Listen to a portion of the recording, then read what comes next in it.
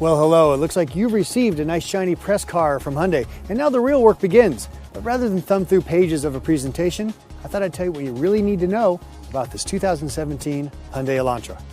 Now that the Genesis and Equus are part of the new Genesis luxury brand, Hyundai has 4 sedans in their lineup. The Elantra is positioned above the Accent and just below the Sonata. Let's start with the exterior, which is obviously all new, and you can see was influenced by the new design in 2015 of the Hyundai Sonata. The Elantra is considered a compact sedan, but has more than enough cabin space to be classified as a mid-size sedan. Overall length has been increased by 0.8 inches and width by 1 inch. The Elantra is as roomy as a Cadillac CTS and actually roomier than the BMW 3 Series and Audi A4. Up front, you'll find the signature Hyundai hexagonal grille found in other models, as well as an all-new lighting assembly. The LED DRLs are now vertical and even more distinctive. HID headlights with automatic high beam assist and dynamic bending light is also available. Moving along the side, upper trim levels receive proximity key with door handle approach lights and available 17-inch alloy wheels.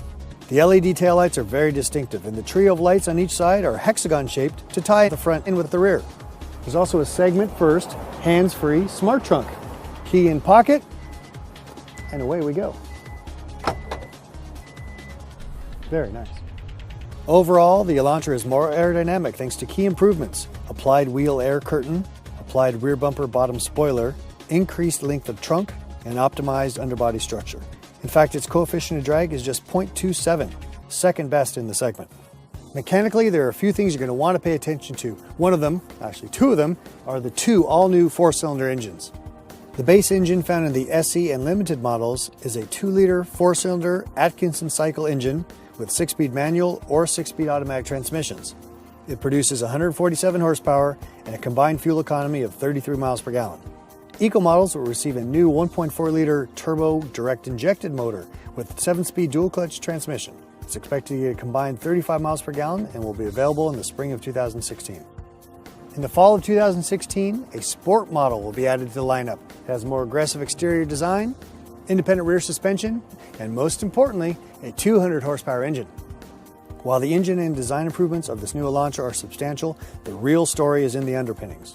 Body rigidity, ride, handling, NVH, and crashworthiness were all key focuses for the engineers. As you evaluate this Elantra, pay close attention to how it drives. Even the front door window glass is thicker for better NVH. Compared to the outgoing 2016 model, the 17 has 53% high-strength steel versus 21%. Torsion and bending were increased by 29.5% and 25.3% respectively. But perhaps the most significant number is that the structural adhesives were increased almost 40-fold from 10 feet to 394 feet. One last comment about the structure of the Elantra is that the rear suspension has been modified from a recline type to a vertical type. What does that mean? This means that instead of suspending the car at an angle, the 17 suspends it vertically, and that translates to a better handling car. Even though I attended the Hyundai presentation on this car, I know I'm not going to do the interior justice. But here it goes. First off, you notice an all-new interior. The focus was making on a more contemporary, yet intuitive, while widening the instrument panel to create the appearance of a more spacious cabin. You'll also notice dual charging USB ports, integrated memory system, which is the first in the segment, leather seating, dual auto temperature control with auto defogger, auto dimming mirror with HomeLink and a compass, heated front and rear seats, and Android Auto and Apple CarPlay connectivity. While a 3.5-inch screen is standard on the instrument panel, available as a premium instrument panel with a 4.2-inch color LCD cluster. And in the back, a 60/40 folding rear seat with center armrest.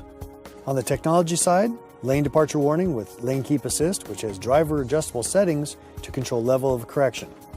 Automatic emergency braking with pedestrian detection, smart cruise control, rear view camera with dynamic guidance, blind spot detection, lane change assist, and rear cross traffic alert.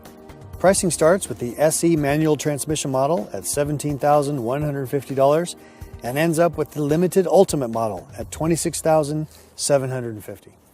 First thing you'll notice, this interior was designed with the driver in mind. In fact, there's a 7-degree slant on the center panel aiming towards the driver. Here in the center stack, you'll notice a 7-inch display audio system, or also an available 8-inch touchscreen with navigation.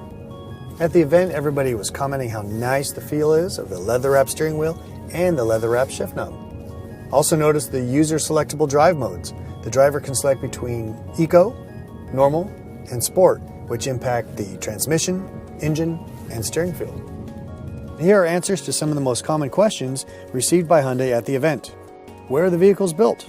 Half will be built in Montgomery, Alabama, and the other half in Ulsan, Korea. How will Android Auto and Apple CarPlay work? Does it only come with one or the other? And what trim level do you get CarPlay and Android Auto within? You get both depending on what you have plugged in.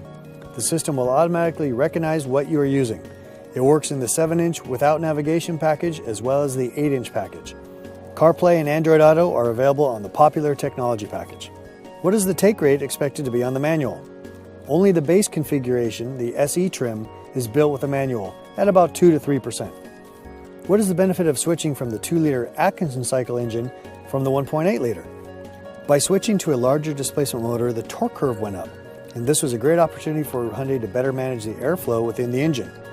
As you know, an Atkinson cycle engine reduces engine pumping loss by delaying the close timing of the intake valve in the compression stroke, thereby maximizing the expansion ratio. This greater expansion ratio is made more efficient by allowing additional energy to be produced. In addition, this engine features a high compression ratio of 12.5.